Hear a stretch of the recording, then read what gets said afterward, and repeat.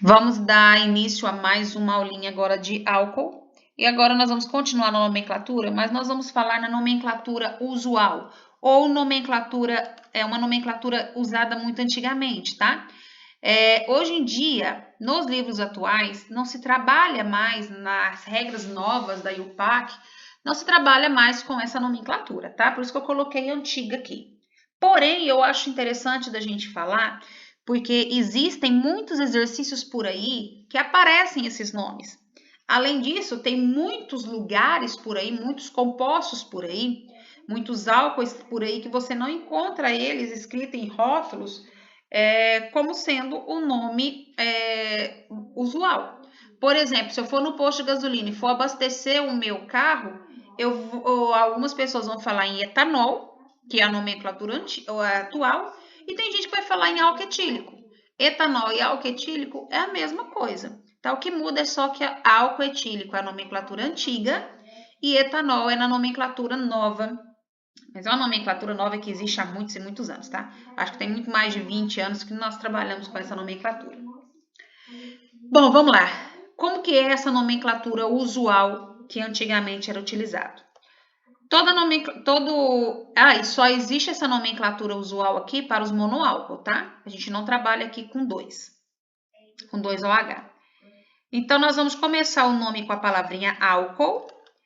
Depois, a gente vai escrever o radical e coloca a terminação ico. Essa nomenclatura antiga que ela deriva lá dos ácidos, tá bom? Por isso que é terminada em ico. Então, o que nós vamos fazer? Eu tinha essa estrutura aqui. Se eu tirar OH, ranquei o OH fora. O que sobra aqui para mim é um radical. Então, o que você vai fazer? Você vai pensar no nome desse bendito que sobrou aqui. Como é um carbono só, para um carbono só a gente escreve met, por ser radical, metil. Então, olha como é que vai ficar o seu nome. O nome vai começar sempre com a palavra álcool. Então, vai ser álcool. Depois, não é emendado, tá? É separado, são duas palavras. Agora, eu vou escrever o meu radical. O meu radical aqui, depois que eu tirei o OH, ficou metil. Então, venho aqui e escrevo metil. Meu I ficou grudado aqui. E eu venho e acrescento a terminação ico. Aí, só para ficar bonitinho no português, a gente fala álcool metílico. Então, vou colocar um acento aqui no ti, só por causa do português, tá?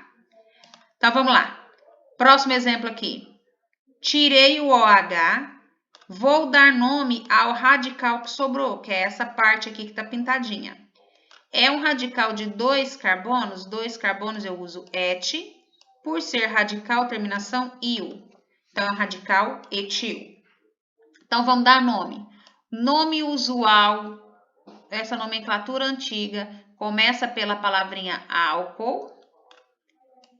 Então, depois eu coloco o nome do radical, que no caso é etil.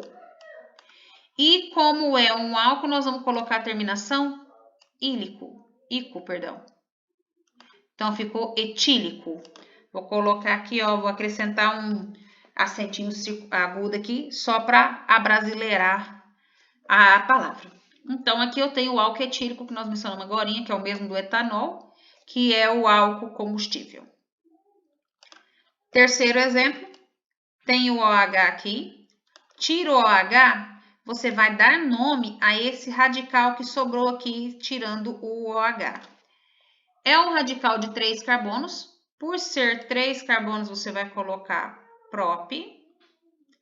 Só que a partir de 3 carbonos, eu tenho que diferenciar em qual carbono que está essa valência livre. A valência livre, que é a que vai ligar, no caso, ao OH, é neste carbono aqui, que é o carbono do meio, chamado de carbono equidistante. Quando é no carbono equidistante, você vem e acrescenta iso antes. Então, no caso, esse radical aqui é o meu radical isopropil, ok? Então, vamos começar a escrever o nome. Começa o nome com a palavra álcool. Depois, eu vou para o radical. O meu radical, no caso, é isopropil.